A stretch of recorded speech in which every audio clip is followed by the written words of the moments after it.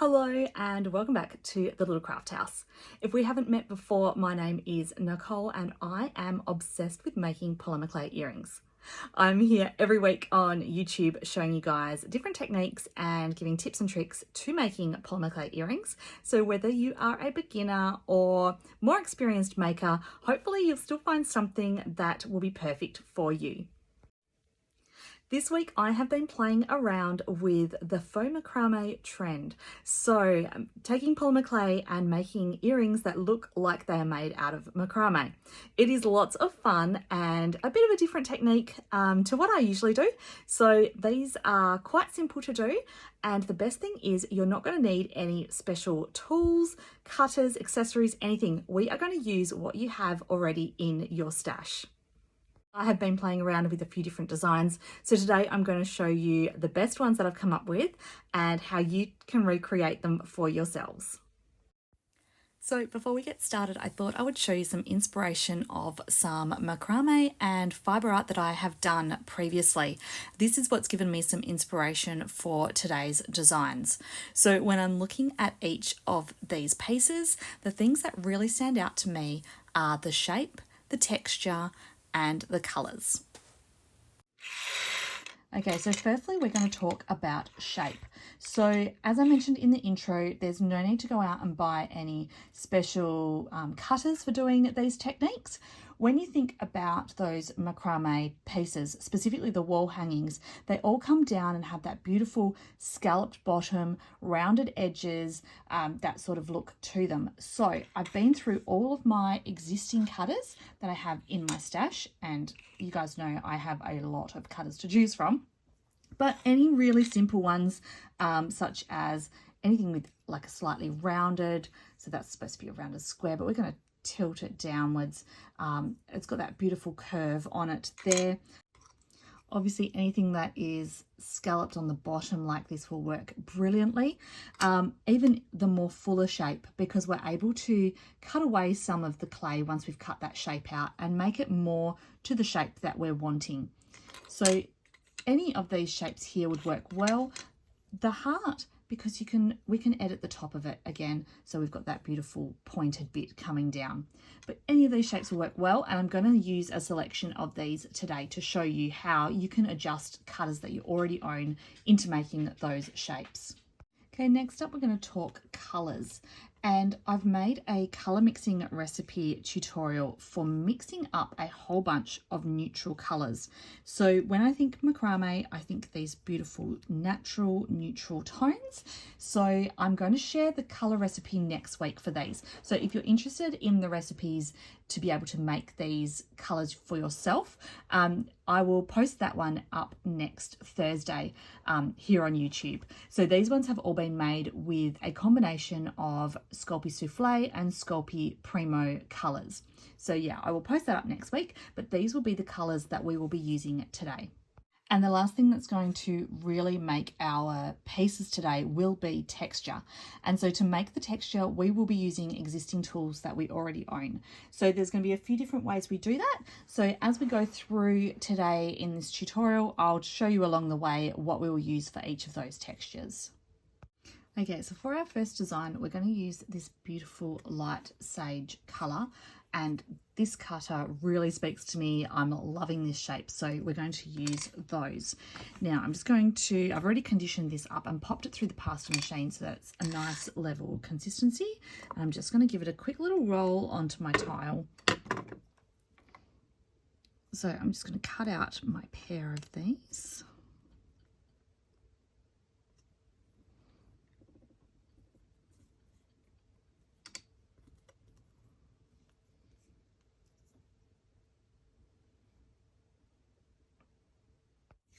And we're just going to go straight in with the texturing. So there is a couple of different ways that we can texture this pair. One method would be to get our scalpel knife and simply run scratches down it, so that way you're adding that feathery sort of look. Another would be to use a sharp-ended tool like this one and do the same thing, just add scratches all the way down. My preference, however, is to get a blade, and we're going to kind of rock the blade up and down, and that is going to add those textures.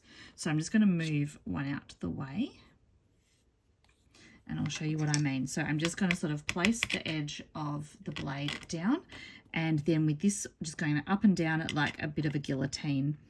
And then I'm just going to move as required.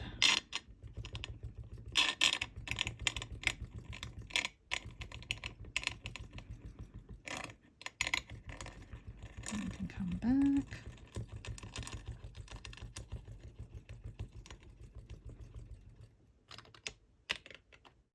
And that is the simplest method that I've found.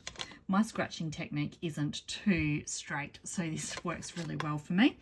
You can obviously go backwards and forwards as many times as you like, and you can add or take away pressure if you're going in too deep or not deep enough. Obviously, you don't want to add the slices down too deep and slice away at your clay. We just want it to have that beautiful texture.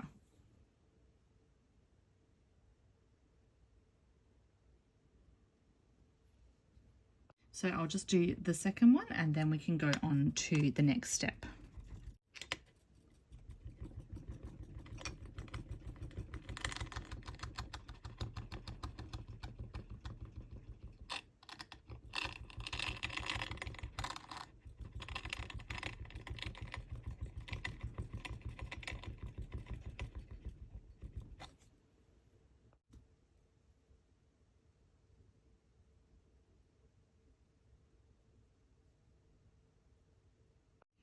Okay, so for the next step, I'm going to use my extruder. So if you've got an extruder handy, you can use this with the smallest disc in place to create some strands. If you don't have an extruder, you can just roll your polymer clay by hand to create a very long string of clay. So we need it to be nice and even. So try and get it as even as you can. We'll just squeeze those air bubbles out from there and just roll it as thin as you can, and you could use that instead, but I'm going to use the extruder because I'm going to use some of these pieces for a few of the projects.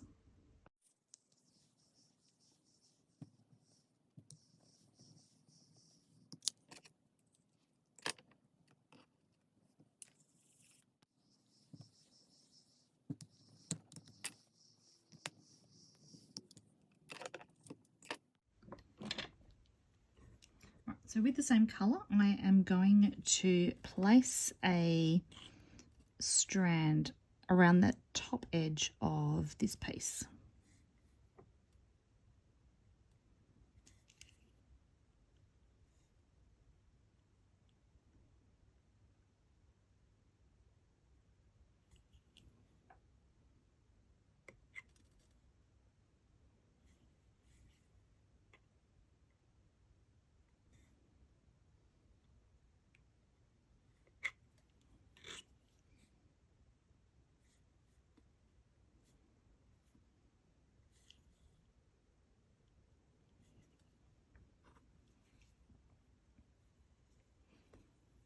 And then do the same for the second piece as well.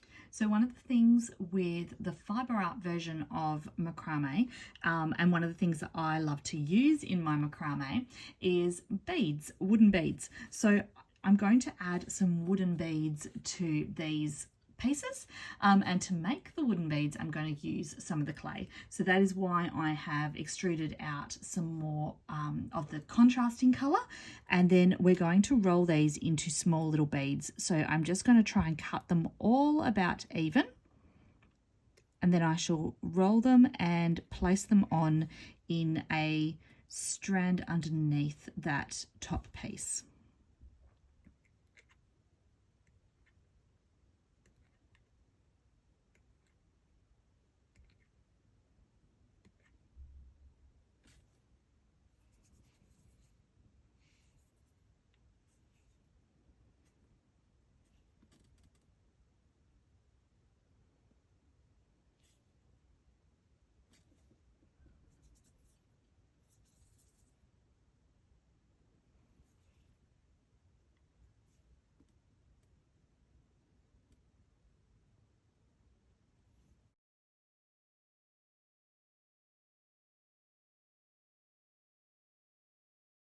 Okay, and then just to secure those on in position, I'm just going to put a little bit of baking paper over the top, and I'm going to apply just a slight bit of pressure just to make sure that they have got a good connection with the base piece of clay.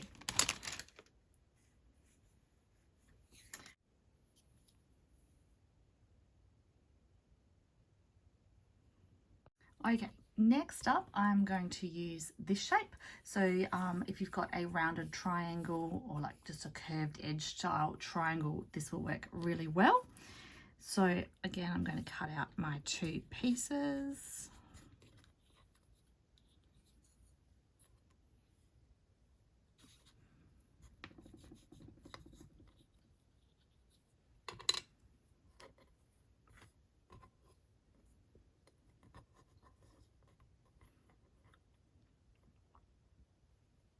And I'm just going to use a smaller circle cutter to take away some of the top.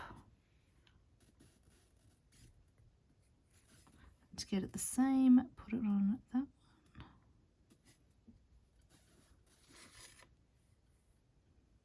There we go.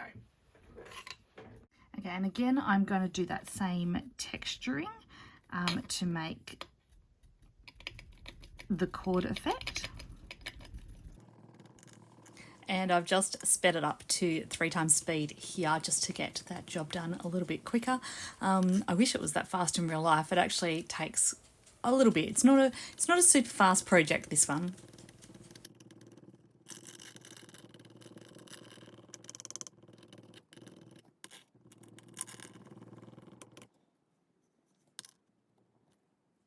A row of beads for each of these ones as well. So I've still got some beads that I prepared earlier.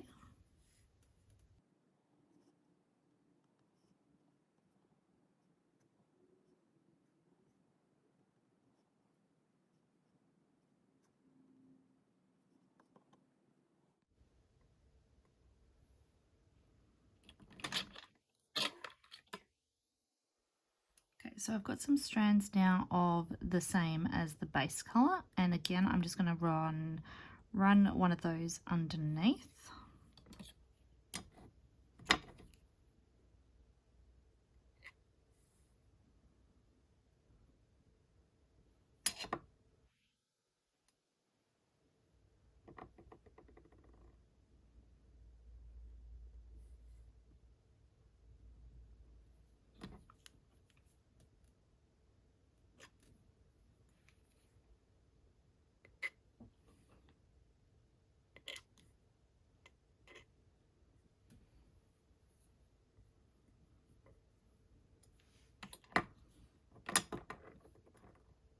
And then I've got another beige style colour here. It's slightly darker than the beads, but I liked it because it's quite a neutral one. And I'm going to take 2 of the strings and I'm just going to twist them together.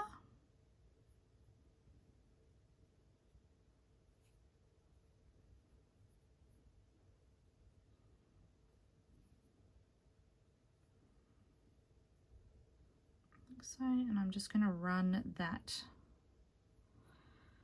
underneath. Oop.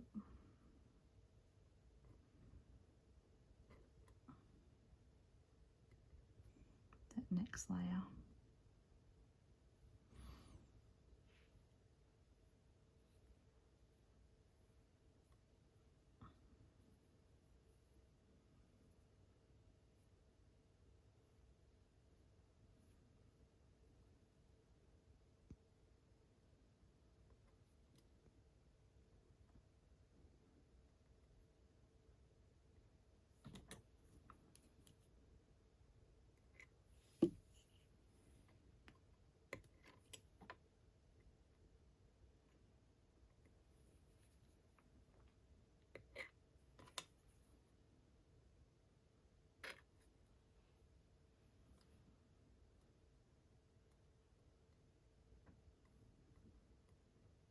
And just slightly pressing down to get it into place.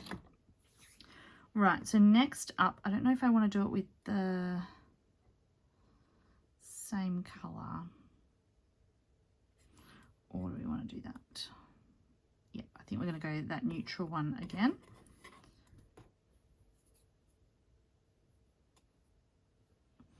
Actually, let's run another base colour underneath.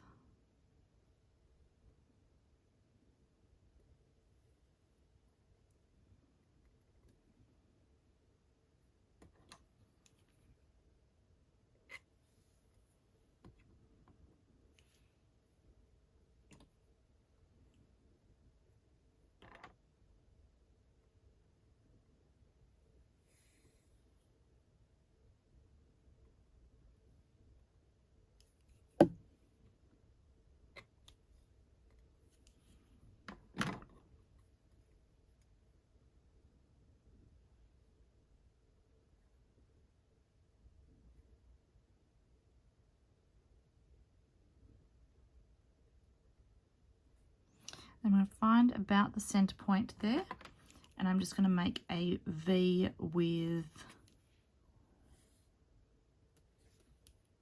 that neutral colour.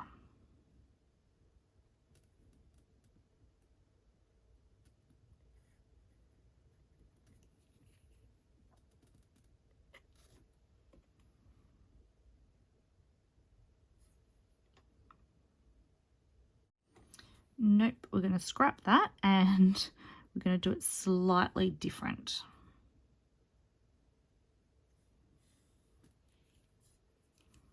I'm going to do another couple of twisted pieces.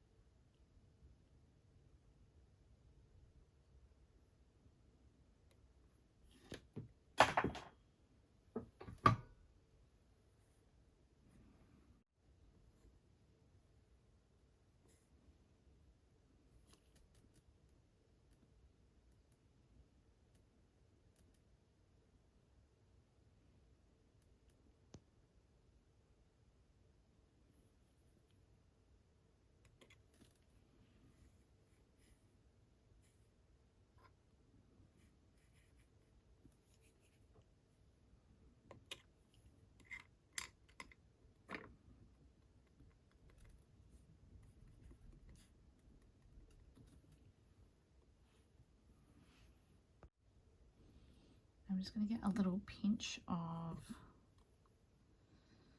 that clay and I'm just going to make a little oval shape.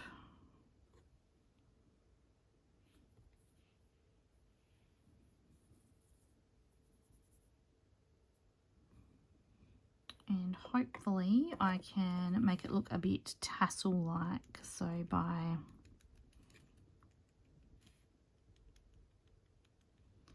smudging those edges.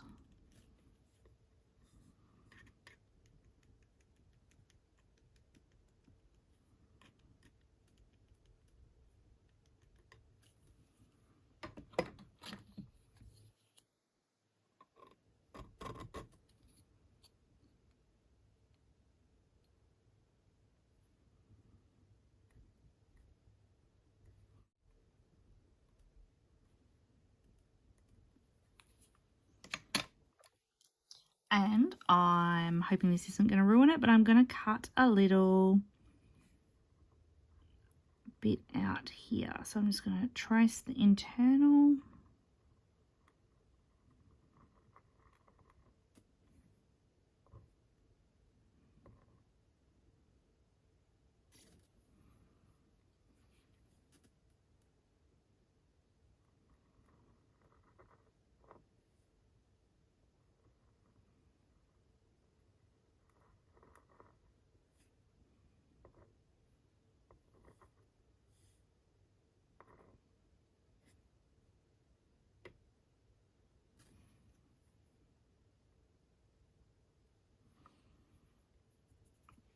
There we go. And then I am going to now fluff around the edges of each of these the same way I just did with those little tassels there. So I'm just going to use the knife and I'm just going to make lots of little tiny slices all the way around the edge, and that's just going to rough it up a little bit and act like the little tassels that you would usually have on your fiber art version.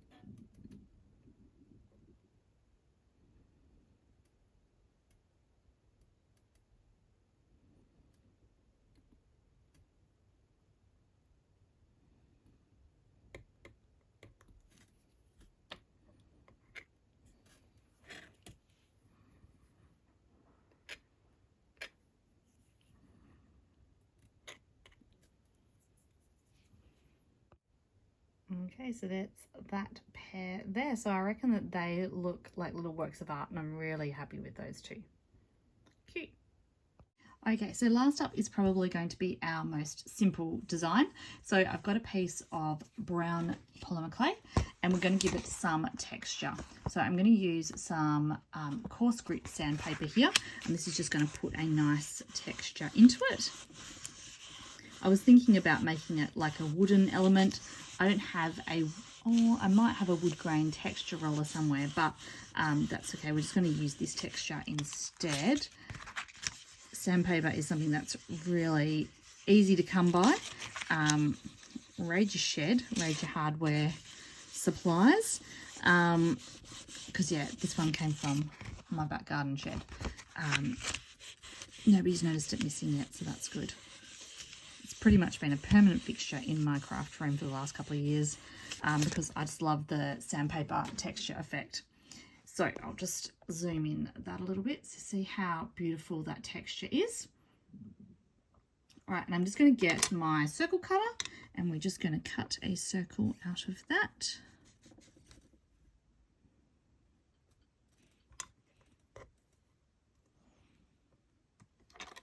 And we're going to chop that one in half. Just while it's staying there and it's stuck onto my tile. I've got a little teeny tiny little cutter here, and I'm just going to cut a little bit of a design into it. Now I'm going to be using the flat bit as the top bit of this design, and I'm going to need some holes to hang it from. So I'm going to make the hanging hole part of this design. So I'll do that one first. 1 and 2. Not quite even, and that one was a little bit close, but that's okay, I think.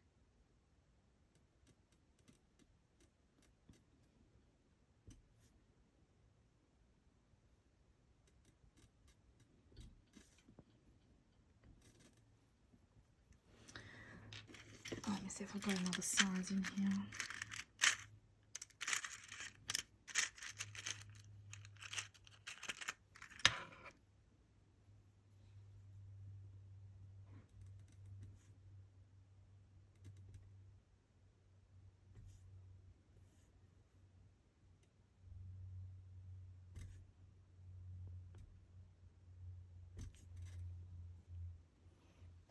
Okay, that'll be fine.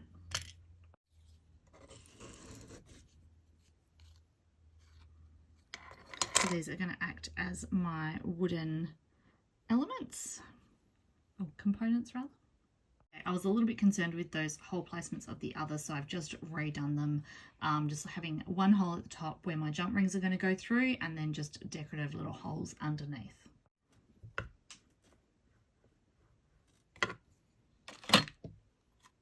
Okay, now I've chosen a brighter colour, and I'm just going to cut out a semicircle. Oop, let's do it in the middle.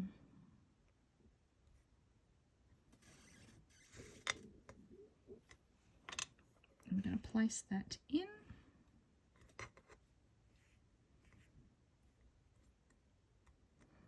And I don't want to affect my texture too much that's on this piece here. So I am concentrating on pushing the peachy colour up against it. So that creates the bond rather than putting too much pressure on that brown piece. And then once I'm happy with that, I am going to use the larger circle cutter there.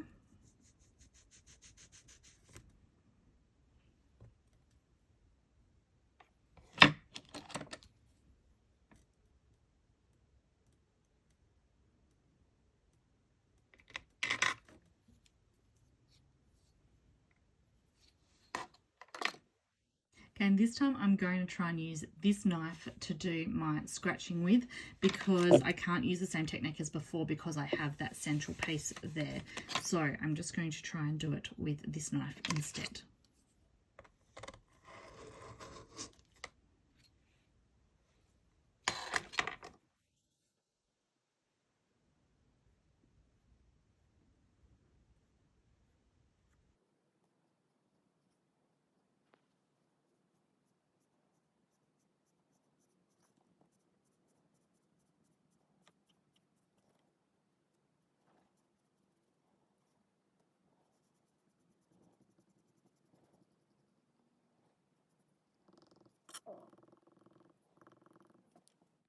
Okay, so I've done all the cord element of these ones, and now I want to make it look like it's been attached to these wooden pieces. So to cut that piece there, I used my smaller cutter. To do the outer bit, I used the larger. So I'm going to try and use the medium, and it looks like it lines up well. So I'm just going to put an indent in. So I'm not going to press it all the way through, but just do a small slice, a small pressure rather, into both of those. And you'll see I'm holding in my hand a plastic tool. I went through all of my tools. I wanted to find something that wasn't pointed, but a bit more sort of flat-ended. And I'm just hoping that if I kind of do some deeper segmented pieces, it might sort of just add that little bit of detail, like that's the knots that are that have been created.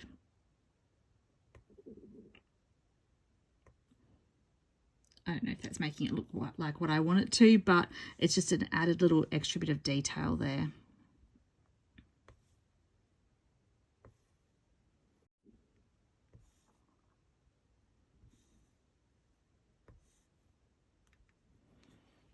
Right, so I've done that bit, and now I'm just going to do, actually I might try and use this one, and I'm just going to do the roughing up around the edges again, just to make it a bit rough, a bit more natural cord-like.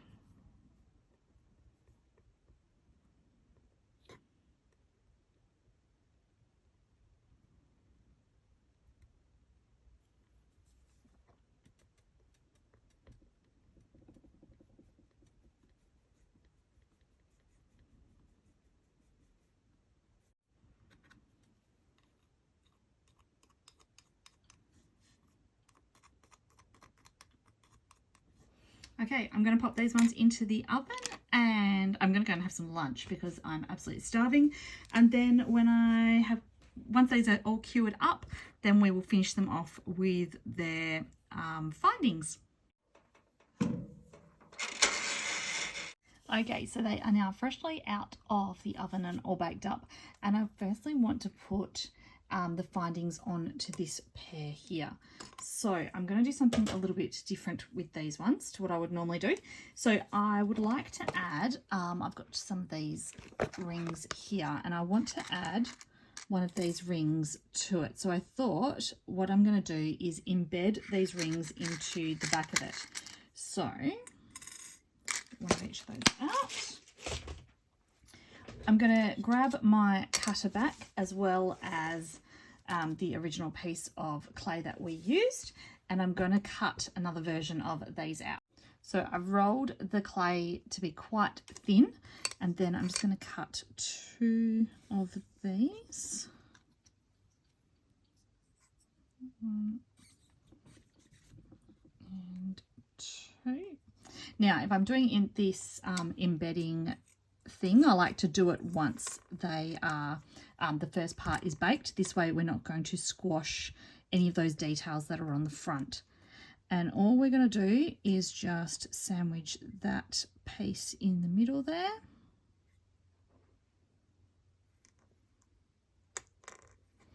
Make sure these are all nicely lined up. If there is a little bit of overhang, once it's baked up, I can then take my knife and carve out those little extra bits. So I'm just going to sandwich it down. I'll grab one of my tools. I've got this one handy already. I'm just going to smooth that internal bit, making sure it's nicely closed up.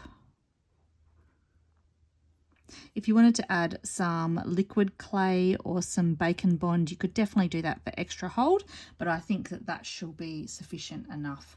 So then I'm going to pop this back in the oven again for, I'll probably do another 35 to 40 minutes just to make sure that that back piece is cooked enough.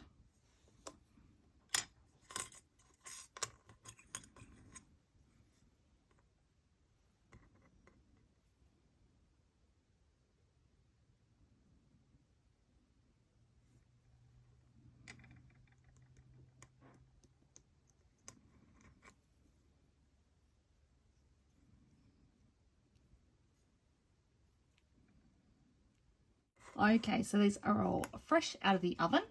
The oven is still ticking away as I've got something else just finishing off in there. So these are all the pieces that I made today, and I did a few extras as well that I thought I would show you. So we've got these type which remind me of like a raffia style macrame. So I'm really loving those ones. And I also attempted, I'm not in love with these ones as much, but these ones were inspired by the macrame feathers with a bead on top. So that was just another little idea that I was just playing around with. So to make the feathered ones, I used this shape here. I used that one, and for these raffia style ones was that rounded square shape.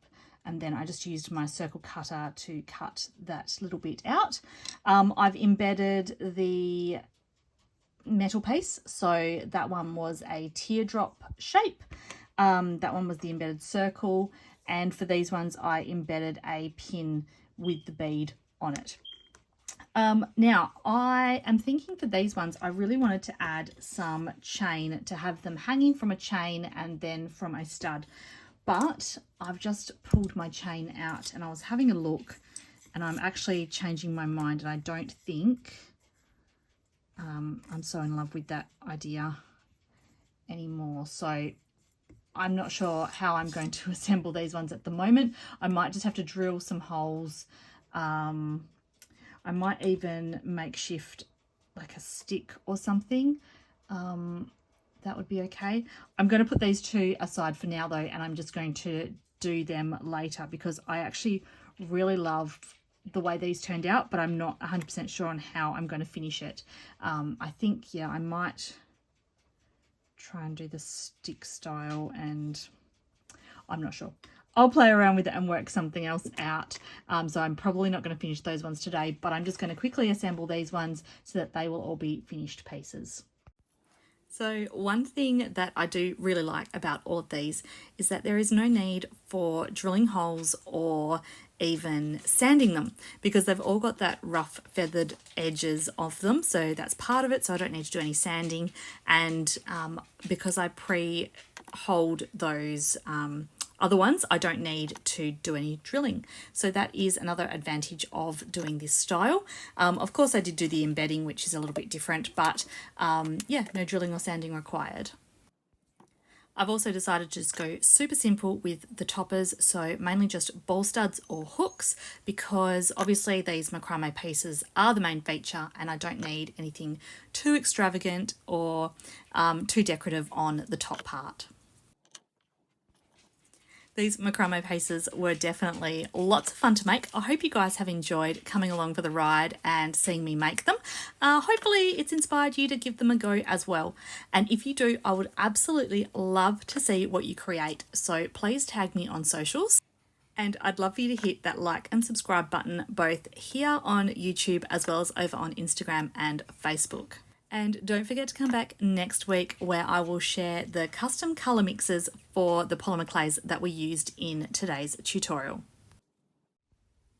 So thank you once again for joining me. I hope you've had as much fun as I have, and I'll see you again next week. See you later. Bye.